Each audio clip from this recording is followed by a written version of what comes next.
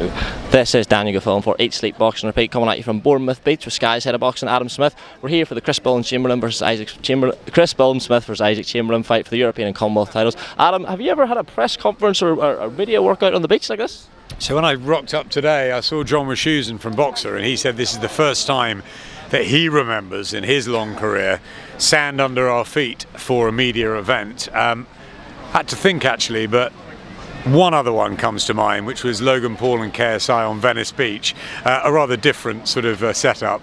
But I think over here, maybe. I took Chris EUBANK Sr. on the beach a fair few times, but that was mainly for filming. I think an actual sort of media event like this, hats off to Baz and James and the team and everyone at Boxer for putting this on, because I was actually a little bit late today. I've come off holiday and I came up. I couldn't believe it was actually the setup on the beach, and there was the press conference and then the workouts, and I think, you know, it was a huge crowd, and it's a wonderful time, isn't it? Summer on the south coast, and people come down, have some fun, and they could see the fighters get up close and personal, and they'll be back for the weigh-in, and it becomes a sort of 3-day adventure. So it's great being down here in Bournemouth. Chris has asked us for a long time to be down here, and finally he's got his dream. As you say, Chris Billam Smith, the reason we've got these lovely picturesque settings. His first fight under the Sky Sports banner, as I was saying to a few people today, his trainer, obviously Chris himself, often when you see a fighter sign with a new broadcast from promoter, they'll have a sort of coming out fight, a fight you sort of expect them to win, but absolutely no danger of that here, in there with a real tough opponent in Isaac Chamberlain in a big domestic cruiserweight fight. Yeah, it was a strange one, because obviously Chris has been with Matchroom and Isaac's with McKenzie, so I didn't expect this to happen. But Ben suddenly said, look, we can do this fight, and my first opinion was like, well, hang on a minute, so, you know, we've got a lot of Boxer fighters now, and where do these guys fit in? But then you look at it as a fight and you think, come on, you're off for this fight. It's absolutely brilliant. It's a great fight. It's a wonderful time for the cruiserweights. You look at Richard Riakporhe and Mikel Lawal and all the others, and it's great. Even the Australians are here in town, and I think it's you know, Jordan Thompson over at Matchroom. There's loads of cruiserweights coming through still, Dion Juma again, and I think that there's a lot of them that can fight each other in the next couple of years, and this is one really good match. Tommy McCarthy, of course, still, but I think Chris Billam Smith deserves a Bournemouth homecoming, and I think Isaac Chamberlain deserves another chance after what happened against Lawrence Okoli. Lawrence won the fight. It was scrappy, it was messy, but Isaac didn't really turn up that night, and I think that, you know, he's better than that, and I'd like to see him really, you know, take this and grasp this opportunity and make it a really tough night for Chris, who I think starts slight favourite, but it's 50-50. Isaac can win this. It's a good fight, really good fight. I'm glad it's coming. Then we've got our Boxer stars, our Sky Sports names on the card. Ben Whittaker in a hugely anticipated professional debut. We worked really hard to land Ben. We've worked hard landing a lot of things lately, but Ben Whittaker was probably the hardest of all. Fraser was difficult too, Fraser Clark, but and he's on. But he made the right decision, and he comes back from injury. And also Caroline Dubois, who I'm a massive admirer of. I think she's going to be a superstar. I think she's going to transcend the sport. I think September 10th will be a big night for all the women, with Clarissa and Savannah headlining that huge night for the females, and that's a fantastic night for Sky Sports as well. But I think this is going to be a really good one as well. You mentioned some of the other domestic cruiserweight names there. A lot of them signed with yourself and Sky. It's obviously just for the time being a one-fight deal with Chris. Was that a strategic decision by yourselves and the other heads at Sky to try and bring all these cruiserweights, the great British cruiserweights, and sort of pit them against each other and try and create that next, you know, pay-per-view star potentially? Look, I think the cruiserweights is a fantastic division. Everyone looks at heavyweights, but Johnny obviously is a very close friend and colleague of mine, and, you know, he ruled the cruiserweight world for 7.5 years, and Evander Holyfield, David Haye, Alexander Usyk, you know, they've made it sexy, the cruiserweights. They're big punchers with skills and speed, and I think there's a real pot of them. You look at sort of 15 maybe in the country where they could all have really good fights with each other. So yeah, I think there's some strategy to it. Some are over with Matchroom, some are, you know, some are in the States, some are in Australia, some are in Eastern Europe. There's a lot of fighters everywhere in the cruiserweight division. There's world title opportunities. Makabu's another one. We're looking at getting Richard Riakporhe a world title shot. Chris Billam Smith, if he comes through this, I'm sure he'll want a world title shot next. But, you know, there's a lot of domestic barn burners, possibly for world titles. So yeah, so it's a really good mix going forward. on Richard Riakporhe. Could you shed any light on it? Is there a particular champion you're targeting for him? Look, he's fought a couple of southpaws, so I don't think there's any secret that Ilunga Makabu would be a good one. You know, you obviously remember him from fighting Tony Bellew, and he's got a world title, so that's a possibility. But look, any one of them, I think it's open. I think Richard really wants a world title shot next. Looking at Lawrence Okoli as well, I mean, that's a huge South London, East London fight. It's a massive fight if that can be made. So I think 2023 is going to be the year for world titles and cruiserweights. I'd like to see, you know, this one and maybe another, you know, big domestic fight. I don't know. We're thinking about it. There's lots of options. One or two of them are going to get made. It's been an incredibly busy week for yourselves at Sky. You've got the Usyk Joshua 2 announcement. We'll come on to that in a bit. But Liam Smith, first fight with Sky announced. He's up against Hassan Mwakinyo, who people will perhaps remember from Sam Eggington. Yep, the Sam Eggington fight. I can still hear your commentary from that ringing in my ears, which at the time was a massive upset. But Mwakinyo's went on, you know, proved a stripes, beat Julius Ndongo. As an opponent for a first fight, it's respectable. But what are the long-term plans with Liam now? I think when he first signed with yourselves at Sky, everyone seemed to jump to the conclusion like, oh, it's EUBANK Junior, it's EUBANK Junior. He was on Sky Sports News. Looks like potentially it's going to be the Conor Benn, Chris EUBANK Junior fight. Where does that leave Liam Smith in search of that big fight? I think Liam is now a Sky and boxer fighter. We're very excited to have Liam, full stop. He's a great guy. We've worked with the Smith brothers, you know, for most of their careers.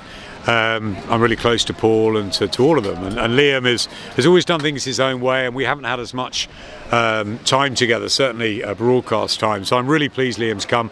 He's coming off a great win over Jesse Vargas. I'd love to see the EUBANK fight. I think that should be a fight that's made this year, EUBANK and Liam Smith. I think it's a bit too soon for the Conor Benn fight. Obviously money talks, and it's a fantasy fight that's going to become reality at some point, maybe now. I'd like to see that fight in maybe 18 months time. I'd like to see Chris EUBANK Jr. and Liam Smith fight, but I think Liam needs to get going again. I think he needs a fight in Liverpool. I think it's a good fight because, as you say, the victor over Sam Eggington, you know, Julius Ndongo, good form. You know, it's got its dangers. Liam should come through, but I think he needs to get back out in front of his Liverpool public. We'll have a big night in Liverpool. It's the week before the O2 show. We'll get some real momentum in the early autumn on Sky Sports, and I think there'll be a big fight before Christmas for Liam Smith. Really big. A lot of fighters, when they reach Liam's stage of career, it becomes less about maybe pursuing that world title shot and more about securing their family's futures, those big fights.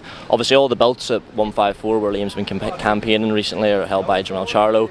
Is it likely we see another world title push from Liam, or is it more likely to be, you know, a fight in the vein of a EUBANK Junior fight?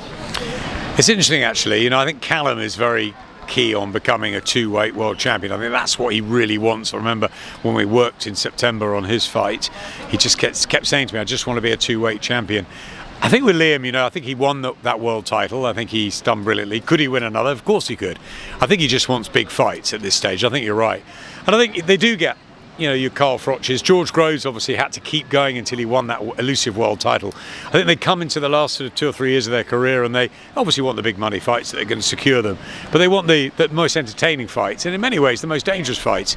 So sometimes the belts don't matter as much. I think there's a lot of good fights for Liam out there. There's a lot of good fights for Chris out there, and I think that yeah, it'll be really, really interesting to see what the next 6 to 12 months bring for the pair of them. But I could see them you know, locking horns at some point. I think that's a great fight.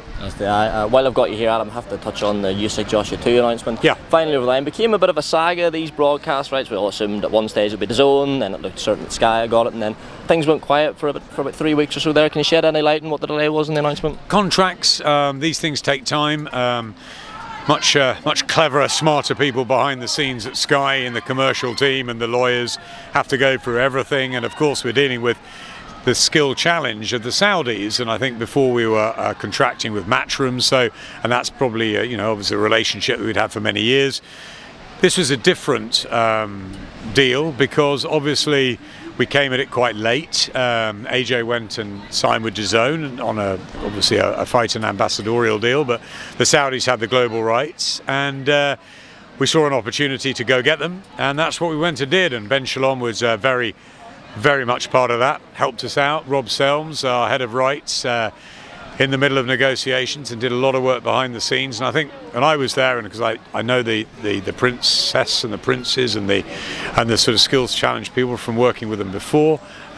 So yeah, we went in and did the negotiations. I think we thought we had the deal, as you said a while ago, but these things have to go through, you know, the contract stage, and it takes time, and things have to be signed off. And well done to Rob Selms and the commercial and legal team at Sky for getting that done over the last couple of weeks. And we got to a position where everything was signed and we could announce, and we've announced. We've got 3.5 weeks, and now it's up to us to go and push it from the rooftops, because it's the biggest fight of the year. It's a massive rematch. It's compelling. It just has so many questions to answer. You know, can Alexander Usyk go one better and stop Anthony Joshua and cement his place as a, you know, not just a legitimate world heavyweight champion, but a real threat to Tyson Fury? Or can AJ exact revenge, become a 3-time champion, get his tactics spot on?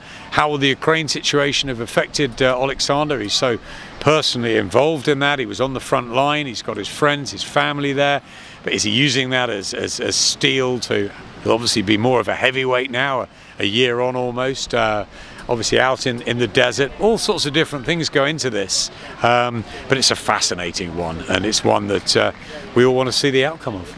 Social media, as it always is, was rife with various theories as to why there's a delay in the announcement. One that sort of gained a bit of traction was the inclusion of Badou Jack on the undercard. A fighter had previously signed a promotional deal with Bellum. There was obviously the sort of, I don't want to say banning, but I think the Sky for the time being wouldn't show him fighters who were signed with Bellum. Can you make any comment on that? With no problem with that? But we're broadcasters at Sky. You know, we've got our promotional deal with Boxer and Ben Shalom, and we've got our promotional deal with Top Rank, and before that we had it with Matchroom. That's how we like to do business. This was a deal that was done with Skill Challenge from the Saudi side, so that was slightly different. But the reason why this took so long, or didn't take that long actually, it was a couple of weeks, but it was, as I said, that commercially and legally things have to be looked at and contracted. And I think it was the first time that some of the Sky people had worked with the Skills Challenge lot, and I think they were just, it was a new relationship. It was very different 3 years ago when we contracted with other partners, you know, our own promotional partners there. You know, this isn't Boxer doing it, this was a third party, I suppose. So and that's what they had to do. They had to get on and do that and make sure that everything was absolutely right for Sky contractually, as well as it was for the Saudi side. That all got done. We announced it. We're good to go. Another last thing from me, Adam. Another thing people were slightly critical of was the price point, $26.95. Just a comment on that and the criticism that's received. Yeah, look, I mean, it's a box office event, and you know, ultimately, I answer this in a couple of ways. And when it was increased a while back, and I think Rob Tebbett sort of threw me a number of questions on this. And I just sort of say a few things. I say one is it's the customer's choice whether they want to sign up and pay for the box office events.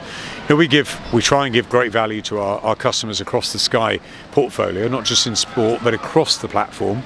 But in Sky Sports, you know, you're signing up for your Premier League, your Formula One, your cricket, your golf, your darts, everything else. Boxing's very different. Boxing's been a pay-per-view sport for a long time. In America they charged, and have charged, 80, 90, 100 bucks as long as I can remember. So look, it's kept pretty consistent over the years. Obviously there's inflation, things are going to move forward slightly. I would say again, you know, if you want to buy it, you buy it. We look after our customers in that we've given a lot of great fights on Sky Sports this year, like you know, Taylor Catterall and Liam Williams and EUBANK, and obviously the huge Savannah Marshall Clarissa Shields, which could have been a pay-per-view night, but we put it on Sky Sports. Sometimes these massive nights just have to be box office. You know, we had it with Khan and Brook. This is a bigger fight. It's a bigger fight than it was last year. It's a compelling rematch for all those reasons. You know, AJ was a huge favourite last time. This time Usyk's a favourite, and rightly so. He was brilliant last time. So it's a bigger fight. In many ways, Joshua's career is riding on this fight. So yeah, and also it's a business. And these fights are expensive. You know, the fighters are getting a lot of money, and no one's going to begrudge them any penny they earn at whatever level, because they're the brave ones, not you and me, that are getting in there and putting their lives and careers on the line for our benefit and entertainment. So I like to see it as, you know, this is a big fight. I don't know what it costs if you want to go out to have a couple of tickets at Lord's or a couple of tickets at the Euros final next week. It's things are expensive these days. Even a round of drinks, in London. I mean, it's expensive, but it's obviously been decided upon in a business way, and we'd love to give everybody the opportunity to see everything, but ultimately it is a business, and the fights won't get made without things like this coming together, and there has to be a price, and it's decided upon, and I just hope everybody tunes in. I'll tell you what we do, because what our responsibility is to make sure it's a build-up that you can't forget and won't forget, and it's a night to remember. We can't make the fighters fight in a certain way, but we can do everything on the outside to turn it into a glittering, sparkling, incredible sort of night and build up, and that's what we'll do. And I hope that everybody does tune in, and that they order the box office, and that it is value for money, as it's always what we try and do. We work 24/7 at trying to make boxing as great as we can from a broadcast point of view, and believe you me, we'll be doing everything we can in the next 3.5 weeks to go one bit better than we ever have. Adam, I appreciate you very busy. Thanks very much for your time. That'll be all from me. Pleasure. Cheers, Adam.